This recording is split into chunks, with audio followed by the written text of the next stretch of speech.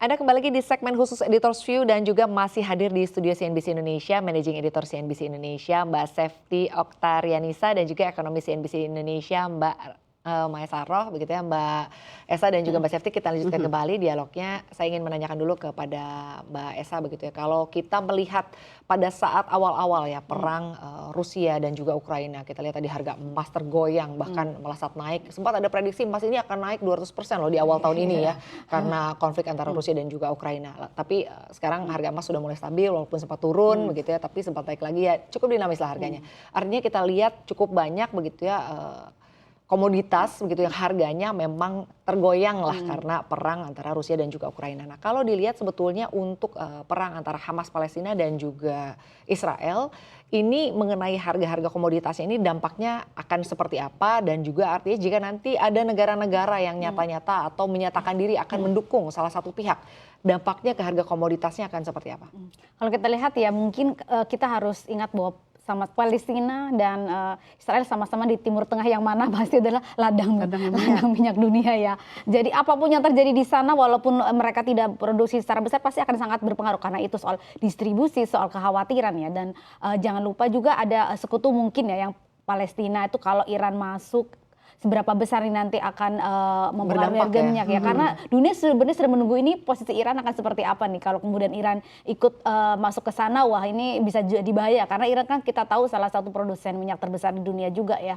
Dan kemudian apakah Palestina mungkin akan membalasnya mungkin dengan sekutunya lagi nanti pasti harganya juga akan melonjak lagi ya, walaupun sebenarnya kalau dalam persoalan Israel Hamas ini kan lebih ke energi, tapi kalau Rusia Ukraina itu tidak hanya energi tapi ada persoalan pangan, ada persoalan pupuk, begitu banyak hal ya. Jadi Indonesia itu juga secara langsung lebih terpengaruh ketika Rusia Ukraina. Kita ingat ya bahwa Ukraina itu salah satu yang diimpor ya, dari sana Ukraina. Gandumnya sangat luar biasa besar, jadi pupuknya pun dari Rusia juga sangat besar. Jadi kehantamnya itu tidak hanya dari energi saja, kehantamnya dari pangan juga. Nah, kalau ini mungkin lebih condongnya ke energi, walaupun pasti kalau energi naik, yang minyak naik pasti gas naik juga, batu bara juga naik juga, kemudian mungkin juga CPO juga naik juga karena ada potensi naik ya sumber energi alternatif. Nah, persoalannya yang mungkin adalah ini kalau kemudian harga minyak nggak turun-turun nih, gimana nih inflasi global? Karena kita lihat ya Amerika itu kan salah satu konsumen terbesar minyak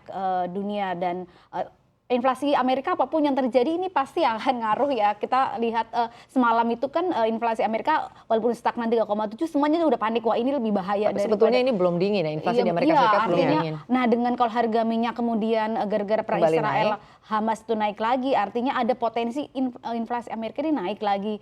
Jadi akan sulit turun inflasi Amerika yang akan berdampak ke kebijakan The Fed, semuanya juga akan kena. Pada intinya lebih akan ada dampak langsung dan tidak langsung dari konflik Israel Hamas ya. Baik, memang kalau dilihat sebetulnya kan Amerika Serikat ini saat ini memang tengah berfokus begitu ya untuk mendinginkan inflasinya, sementara datanya semalam ternyata inflasi di Amerika Serikat belum dingin, artinya begitu The Fed akan kembali bersikap hawkish begitu ya, walau kita tahu ya memang ini sudah diekspektasi oleh pasar bahwa The Fed akan kembali menaikkan suku bunga acuannya sebanyak satu kali lagi di sisa tahun 2023.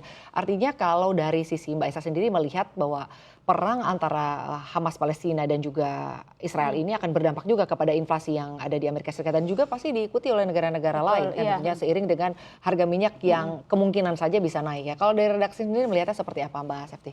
Sebenarnya secara sedikit sama dengan Mbak Esa. Cuma yang perlu saya tekankan di sini kan kemarin itu kan kalau tidak salah ada keluar data baru lagi bahwa potensi resesi muncul lagi nih. Nah mungkin dengan adanya perang Hamas Palestina dan Israel ini bisa meningkatkan kemungkinan resesi. Karena dalam laporan terbaru ada sekitar hampir 50% pengamat mengatakan resesi akan datang 12 bulan ke depan. Jadi dengan ini mungkin saja kalau misalnya konflik menyebar, mengajak banyak negara lain di sekitar Israel dan Palestina, bisa saja ini pada akhirnya akan mempengaruhi harga minyak lalu inflasi dan juga akhirnya The Fed bereaksi, dan mungkin beberapa negara yang belum pulih dari COVID, perang Rusia Ukraina dan lain-lain akhirnya terpengaruh sehingga resesi juga kembali terjadi. Baik, tapi kalau dari redaksi sendiri ya melihat apakah konflik Israel Palestina ini tentunya akan menjadi ajang begitu ya bagi Barat dan juga oposisi untuk saling beradu seperti misalnya Amerika Serikat dengan sekutunya begitu ya, bekerja sama dengan baik lah, memberikan bantuan berupa persenjataan begitu. Lalu juga kita lihat ini kan semakin menempatkan diri ya untuk bisa unjuk diri atau unjuk kekuatan begitu ya. Kalau dari redaksi seperti apa? Artinya dengan kemungkinan bahwa perang ini akan semakin memanas, apalagi ditambah dengan dukungan-dukungan dari negara-negara yang boleh dibilang negara maju, negara besar, negara adidaya, dampaknya akan seperti apa? Ini kan tentunya akan bisa saja menciptakan tadi seperti Mbak Esa bilang, harga minyak bisa meningkat, dampaknya bisa ke inflasi, dan inflasi ini nanti bisa terjadi di semua negara, dan ini juga berdampak kepada semua kebijakan-kebijakan bank sentral yang ada di seluruh dunia. Mbak Sefty melihatnya seperti apa, Mbak? Kalau kita lihat dari politiknya, memang kan ketika perang Israel Hamas ini terjadi kan ada fragmentasi nih, fragmentasinya makin besar. Rusia, Cina itu kan ke Hamas Palestina, sementara AS dan sekutunya kan tetap setia pada Israel kan ya. Dari sini yang kita khawatirkan adalah beberapa pengamat tuh melihat kalau ini akan menimbulkan membuat makin tajam perang dingin sesi kedua gitu loh. Jadi ketakutan yang muncul tuh adalah possibility dari munculnya lagi perang dingin sesi kedua. Antar negara yang mendukung. Negara yang mendukung itu yang harus diperhatikan. Tapi balik lagi, kalau kita lihat sekarang, selama ini kan Palestina itu bergantung terhadap Arab ya. Tapi sekarang kan kita tahu setelah Donald Trump menjadi presiden, ada Abraham Accord yang membuat beberapa negara-negara Arab kunci itu sudah membuka hubungan dengan Israel, seperti Uni Emirat Arab, lalu ada juga Maroko. Jadi sepertinya sih tidak akan parah itu ya fragmentasinya ya. Tapi balik lagi, kita masih melihat karena masih ongoing, masih terjadi perangnya, dan kita juga perlu catat kalau misalnya salah satu yang membuat Hamas melakukan serangan ke Israel kan juga karena ada isu normalisasi dari Arab Saudi dengan Israel, kan ada kemungkinan membuka hubungan. Ya balik lagi, kita sama-sama masih akan menanti ya bagaimana sikap dari Arab Saudi ya, akan memberikan dukungan ke salah satu pihak atau mungkin akan bersikap netral aja ya, Mbak Sefty.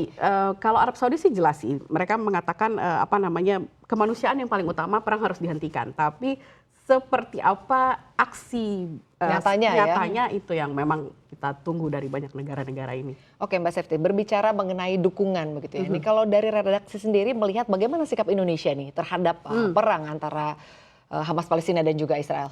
Kalau menurut saya pemerintah cukup proporsional ya. Pemerintah melalui Kementerian Luar Negeri mengatakan yang paling penting adalah dua hal, kemanusiaan dan juga WNI. WNI harus dievakuasi, kemanusiaan harus dikedepankan ketika perang terjadi. Tapi yang paling penting adalah menyelesaikan masalah ini kan tidak hanya PR satu negara, ini PR banyak negara. Jadi bagaimana negara-negara di dunia bekerja sama menyelesaikan masalah ini, itu menurut saya yang paling penting saat ini.